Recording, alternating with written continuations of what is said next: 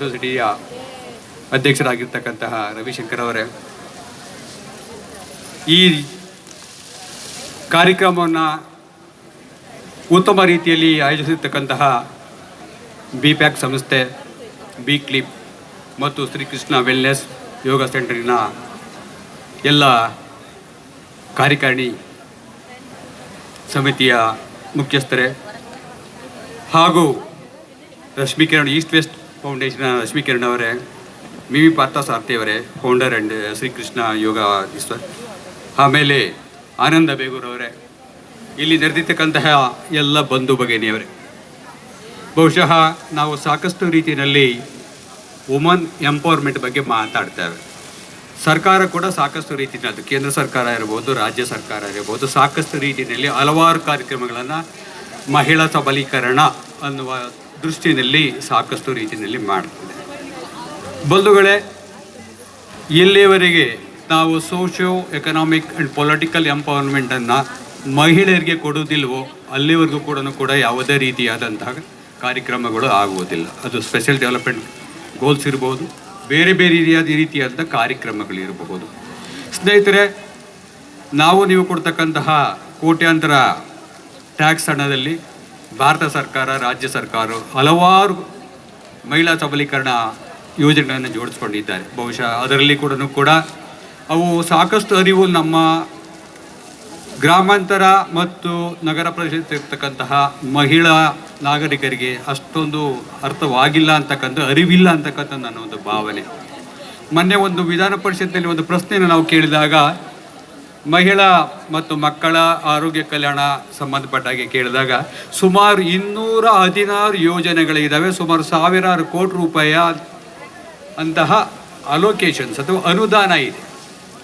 ಇದೇ ರೀತಿ ನೀವು ಹೋದರೆ ಮಹಿಳೆಯರಿಗೆ, ಮಕ್ಕಳಿಗೆ ಸಂಬಂಧಪಟ್ಟಂತೆ ಅವರ ಆರೋಗ್ಯ ಆಗ್ಬೋದು, ಸಬಲೀಕರಣ ಆಗ್ಬೋದು, ಶಿಕ್ಷಣಕ್ಕೆ ಸಂಬಂಧಪಟ್ಟಾಗೆ ಆರೋಗ್ಯ ಕುಟುಂಬ ಕಲ್ಯಾಣ ಇಲಾಖೆ, ನಗರಾಭಿವೃದ್ಧಿ ಇಲಾಖೆ, ಅದೇ ರೀತಿಯಾಗಿ ಕೂಡ ಗ್ರಾಮಾಂತರ ಅಭಿವೃದ್ಧಿ ಇಲಾಖೆ, ಇವೆಲ್ಲ ಸೇರಿಸಿದ್ರು ಕೂಡ ಬಹುಶಃ ಮಹಿಳೆಯರು ನೀವು ಎಲ್ಲ ರೀತಿಯಲ್ಲಿ ಸಾಕಷ್ಟು ತೊಡಗಿಸ್ಕೊಂಡ್ರು ಕೂಡ ಸ್ವಲ್ಪ ಅರಿವಿರತಕ್ಕಂಥವ್ರು ಇನ್ನೂ ಕಮ್ಮಿ ಆಗ್ಬಹುದೇನೋ. ಆ ದೃಷ್ಟಿನಲ್ಲಿ ತಾವೆಲ್ಲರೂ ಕೂಡ ಏನು ಸರ್ಕಾರ, ಇದು ಯಾವುದೇ ಪಕ್ಷ ಆಗ್ಬೋದು, ಇವತ್ತು BJP ಇದೆ, ನಾಳೆ ಕಾಂಗ್ರೆಸ್ ಬರ್ಬೋದು, ಅಥವಾ ದಳ ಬರ್ಬೋದು, ಅಥವಾ ಬೇರೆ ರೀತಿ ಬರ್ಬೋದು. ಇದು ಯಾರ್ದು ಅಲ್ಲ, ನಾವು ಕೊಟ್ಟು ನೀವು ಕೊಟ್ಟಂಥ ಟ್ಯಾಕ್ಸಲ್ಲಿ ಇರ್ತಕ್ಕಂತಹ ಅನುಷ್ಠಾನಗೊಳ್ತಕ್ಕಂಥ ಕಾರ್ಯಕ್ರಮಗಳು.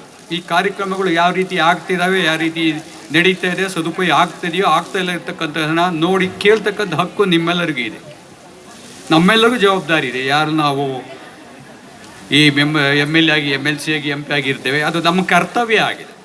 ಈ ದೃಷ್ಟಿಯಲ್ಲಿ ನೀವೆಲ್ಲರೂ ಕೂಡ ಬರಬೇಕು, ಮುಂದಿನ ದಿನಗಳಲ್ಲಿ ತೊಡಗಿಸ್ಕೊಳ್ಳಿ. ಇತ್ತೀಚೆಗೆ ನಮ್ಮಲ್ಲಿ ನಾವೆಲ್ಲ ಗ್ರಾಮಾಂತರ ಇದರಿಂದ ಹಿನ್ನೆಲೆಯಲ್ಲಿ ಬಂದವರು, ನಮಗೆ ಸಾಕಷ್ಟು ರೀತಿಯಲ್ಲಿ ನೋಡ್ತಿದ್ದೇವೆ. ಇವತ್ತು ಮಹಿಳೆಯರು ಅದರಲ್ಲೂ ಕೂಡ ಗ್ರಾಮಾಂತರ ಪ್ರದೇಶದಲ್ಲಿ ತುಂಬ ಚಟುವಟಿಕೆಯಲ್ಲಿದ್ದಾರೆ. ಇವತ್ತು ಏನು ನಾವೆಲ್ಲ ಕೂಡ ರಾಷ್ಟ್ರದ ಒಂದು ಉತ್ಪನ್ನ, ಗ್ರಾಸ್ ಡೊಮೆಸ್ಟಿಕ್ ಪ್ರಾಡಕ್ಟ್ ಅಂತ ಏನು ಹೇಳ್ತೀವಿ, ಅದರಲ್ಲೆಲ್ಲ ಕೂಡ ಸುಮಾರು 50% ಮಹಿಳೆಯರೇ ಗೃಹ ಕೆಲಸ ಮಾಡಿದ್ರಲ್ಲೇ ಬರ್ತಕ್ಕಂತಹ ಆದಾಯ ಅಂತಕ್ಕಂಥವನ್ನು ನಾವು ಕೂಡ ಕಲ್ಪನೆ ಮಾಡಿ ಅದನ್ನು ಲೆಕ್ಕ ಹಾಕ್ತೇವೆ. ದಯಮಾಡಿ ಸಂವಿಧಾನದ 73ನೇ ಮತ್ತು 74ನೇ ತಿದ್ದುಪಡಿಯಲ್ಲಿ ಸಾಕಷ್ಟು ರೀತಿಯಲ್ಲಿ ಮಹಿಳೆಯರಿಗೆ, ಅದರಲ್ಲೂ ಕೂಡ ಮುಂಬರ್ತಕ್ಕಂತಹ ಚುನಾವಣೆಗಳಲ್ಲಿ ಅವಕಾಶ ಇದೆ. ದಯಮಾಡಿ ತೊಡಗಿಸ್ಕೊಳ್ಳಿ. ನಾನು ಹೇಳ್ತಕ್ಕಂಥ ಎಲ್ಲರೂ MLA, MP, MLCಗಳಾಗಿ ಸಾಧ್ಯ ಇಲ್ಲ. ನಗರಸಭೆ ಇರ್ಬೋದು, ಗ್ರಾಮಾಂತರದಲ್ಲಿ ಗ್ರಾಮ ಪಂಚಾಯತ್ ಇರ್ಬೋದು, ತಾಲೂಕ್ ಪಂಚಾಯತು, ಜಿಲ್ಲಾ ಪಂಚಾಯತ್ ಇರ್ಬೋದು, ಪಟ್ಟಣ ಪಂಚಾಯತ್ ಇರ್ಬೋದು, ಸಾಕಷ್ಟು ಅವಕಾಶಗಳಿದ್ದಾವೆ. ಈ ಅವಕಾಶಗಳನ್ನು ಕೂಡ ನಾವು ಸದುಪಯೋಗಿಸ್ಕೊಡ್ಬೇಕು. ಒಂದಂತೂ ಸತ್ಯ, ಮನೆಯಲ್ಲಿ ಒಬ್ಬಳೆ ಮಹಿಳೆಯರಿದ್ದರೂ ಕೂಡ ಕೆಲಸ ಮಾಡೋಕ್ಕಾಗಲ್ಲ. ಒಂದು ಕುಟುಂಬದ ಪೂರ್ಣವಾದಂಥ ಸಹಕಾರ, ಬೆಂಬಲ, ಎಲ್ಲ ರೀತಿಯಾದಂಥ ಬೆಂಬಲ ಅರ್ಥ ಮಾಡ್ಕೊಳ್ತಕ್ಕಂಥ ಒಂದು ಬೆಂಬಲವೂ ಕೂಡ ಇದ್ದರೆ ಮಹಿಳೆ ಸಬಲೀಕರಣ ಆಗ್ತದೆ. ಈ ದೃಷ್ಟಿಯಲ್ಲಿ ಏನು ಬಿ ಕ್ಲಿಪ್ಪು ಮತ್ತು BPAC ಮತ್ತು ಏನು ಶ್ರೀಕೃಷ್ಣ ವೆಲ್ನೆಸ್ ಯೋಗ ಸೆಂಟರ್, ಕಲ್ಚರ್ ಸೆಂಟರ್ ತಂದಿದ್ದೀರಿ, ಇದೊಂದು ಉತ್ತಮವಾದ ಸಾಧನೆ. ಏನು ಸಾಧಕರನ್ನು ಗುರುತಿಸಿದ್ದೀರಿ, ಬಹುಶಃ ತಮ್ಮನ್ನೇ ತಾವು ಗುರುತಿಸ್ಕೊಂಡಂಗಾಗಿದೆ, ತಮ್ಮನ್ನೇ ತಾವು ಸನ್ಮಾನ ಮಾಡ್ಕೊಂಡಂಗಾಗಿದೆ. ಇಂಥ ಕಾರ್ಯಕ್ರಮಗಳು ಮುಂದಿನ ದಿನಗಳಲ್ಲಿ ಹೆಚ್ಚಾಗಿ ನಡೀಲಿ.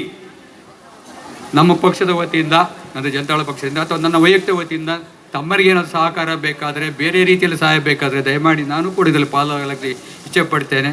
ಏನು ಮ್ಯಾಮ್ ಕಿರಣ್ ಮಜುಮ್ದಾರ್ ಆಗ್ಬೋದು, ಸರ್ ಮೋಹನ್ ದಾಸ್ ಪಯ್ಯರ್ ಆಗ್ಬೋದು, ಅದೇ ರೀತಿಯಾಗಿ ನಮ್ಮ ಹಿರಿಯ ರಿಟೈರ್ಡ್ ಐ ಎ ಎಸ್ ಅಧಿಕಾರಿಯಾದಂಥ ಜಯರಾಜರು ಆಗಿರ್ಬೋದು. ಒಂದು ಉತ್ತಮವಾದ ಕೆಲಸನ ಮಾಡ್ತಿದ್ದೀರಿ. ತಮ್ಮ ಸಂಸ್ಥೆ ಒಂದು ಒಳ್ಳೆಯ ಕೆಲಸ ಮಾಡ್ತಾಯಿದೆ. ಇದಕ್ಕೆ ದೇವರ ಅನುಗ್ರಹ ಇರಲಿ. ಎಲ್ಲ ರೀತಿಯಲ್ಲಿ ಸಹಕಾರ ನೀಡಲು ಕೂಡ ನಾವು ಸಿದ್ಧ ಇದ್ದೇವೆ ಅಂತ ಹೇಳಿ ಇಂತಿಂಥ ಒಳ್ಳೆಯ ಕಾರ್ಯಕ್ರಮಗಳು ಈ ಸಂಸ್ಥೆಗಳಿಂದ ಬರಲಿ ಅಂತ ನಾನು ಹಾರೈಸ್ತೇನೆ. Thank you very much.